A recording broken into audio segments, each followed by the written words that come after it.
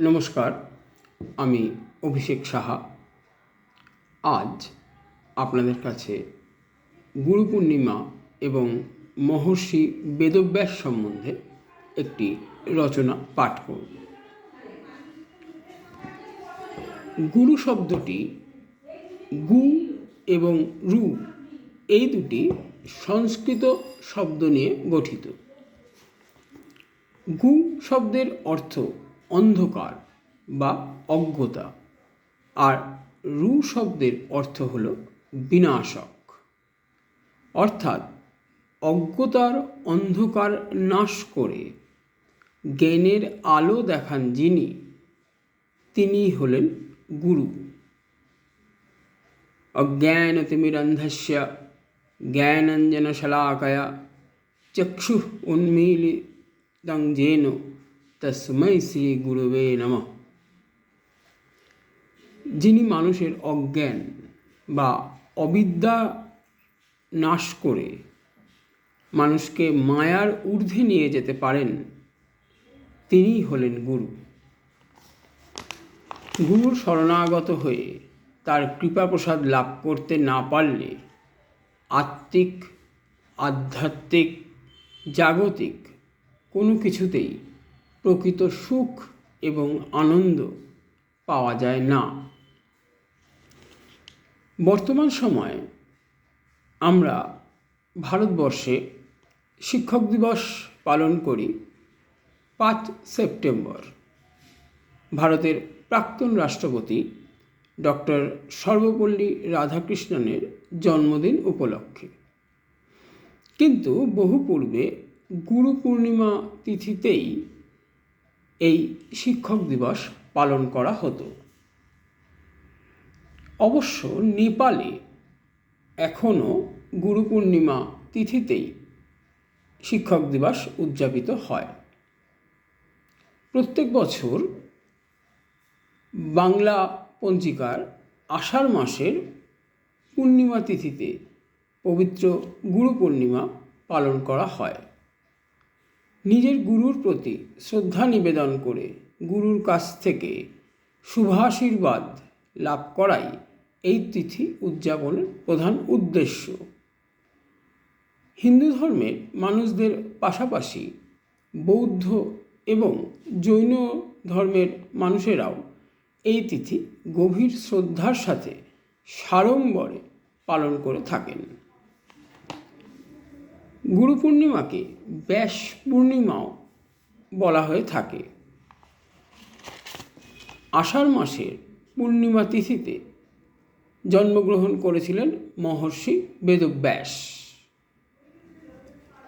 হিন্দু পৌরাণিক কাহিনী মতে বেদব্যাস একজন মহান ঋষি ছিলেন।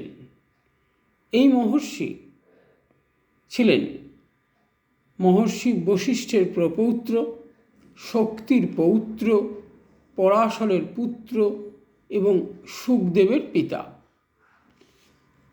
হিন্দু শাস্ত্ররূপে স্বীকৃত পবিত্র বেদের ব্যবহারিক বিন্যাসকারী, পৌরাণিক মহাকাব্য মহাভারত, বেদান্ত দর্শন প্রভৃতির সংকলক, সম্পাদক একজন জ্ঞানী ঋষি।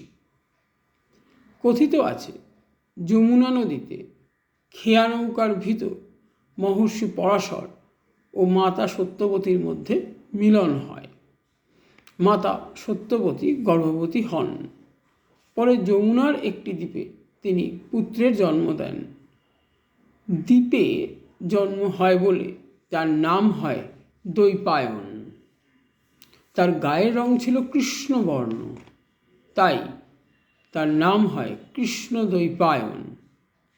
খুবই বাল্য বয়সে তিনি মায়ের কাছ থেকে অনুমতি নিয়ে বদ্রিকা আশ্রমে তপস্যা শুরু করেন।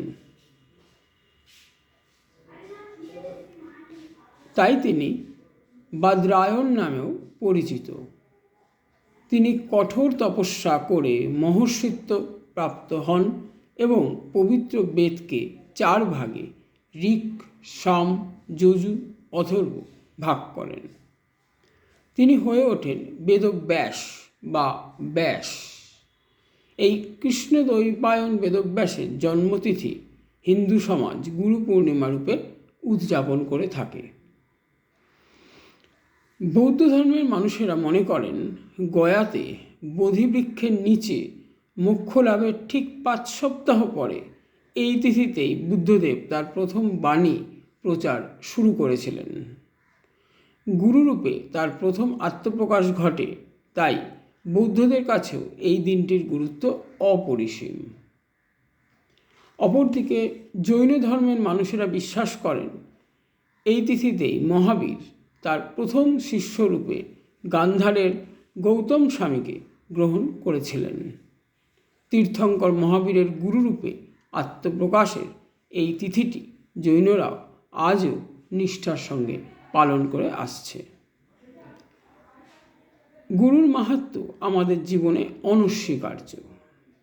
মহাত্মা তুলসীদাস তার দোহায় বলেছেন, গুরু এবং গোবিন্দ একসাথে সামনে এসে দাঁড়ালে কাকে প্রথম প্রণাম করব?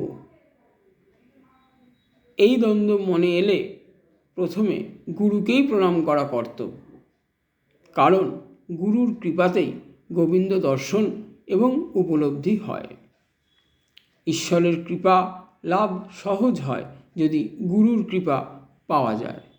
তাই তো গুরুবন্দনায় বলা হয়েছে যে গুরুর ব্রহ্মা গুরুর বিষ্ণু গুরুর দেব মহেশ্বর গুরুরেব পরম ব্রহ্ম তস্मै শ্রী গুরবে নমঃ। এই তথ্যগুলো উইকিপিডিয়ার সাহায্যে সংগ্রহ করা হয়েছে। আপনারা সবাই ভালো থাকুন, গুরুমুখী থাকুন এবং গুরুর কৃপা লাভ করুন। নমস্কার।